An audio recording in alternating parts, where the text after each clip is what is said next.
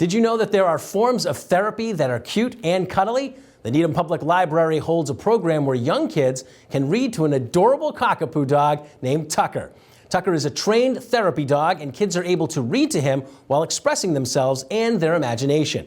The program is now taking place virtually on Tuesdays between 3 and 4:30 with 15-minute slots for each child. You can sign up by emailing Lucia Dolan at ldolan@minlib.net. We virtually met with Tucker's owner to get an overview on the program and his therapy dog work. The unique thing about reading to a dog or a therapy dog is that imagination component comes out. And it's very unconditional acceptance of the child doesn't have to worry about what reading level they're at, or if they're going to be corrected, or if they miss a word, or if they miss a page. So they know the dog is just going to be there. Some of the kids incorporate Tucker into their story and truly read to him.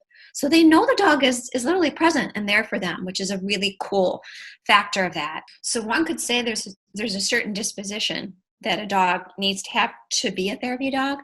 And I think that's really true. I've seen a lot of people who want to use their dogs for that and go through the process. But when their dog is present, and I see this in many environments, they're conducive to being petted, but they're not conducive. And it's a very subtle but incredibly important thing that the dog actually senses and leaves the owner alone, and the owner's not involved, but that the dog actually totally connects with the needs of the person. And Tucker just allows a child, he's very good with children, he just allows a child to sort of poke and prod and reposition him and scoot about. And if the child decides to go in another place, Tucky will just go over and sit next to him. What he understands as a therapy dog is that he's partnering. I don't know how to put that any other way. He quickly picks up on what's expected of him.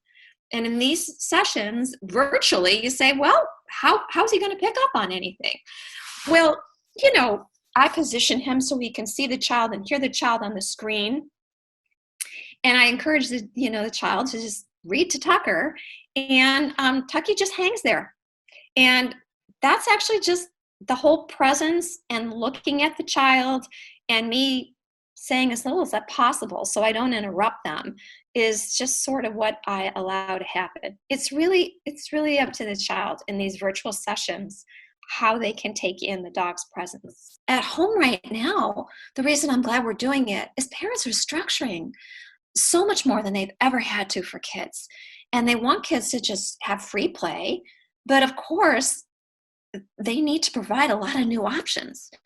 And I think screens, they don't want to probably give their kids too much screen time, yet it's required now for their learning. And so they've got to be really selective for their kids to not plug them in too much, or, how much do they use the screen for education versus recreation? I feel that the reading time is value added. Some of the kids will tell me, I have to read 20 minutes a day. And they don't count that as Tucker time. It's a bonus to get to do it. And I think this is a very soothing, accepting, and relaxed time to look forward to for a child, to also encourage reading.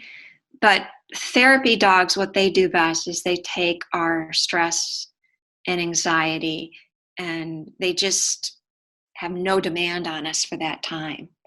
And I think that that's really important for children right now. Also, children who don't have a pet at home. I am hearing from the neighborhood that a lot of people are using this time to adopt pets, using this time to foster dogs, but not all families can do that. So it's a nice way to have a visit with a dog. And so for families who don't have a pet, I think that the children really appreciate having a dog time too. I hope it's supportive to the families and to the kids at this time. And it's a real nice offering that they're continuing at the Needham Public Library.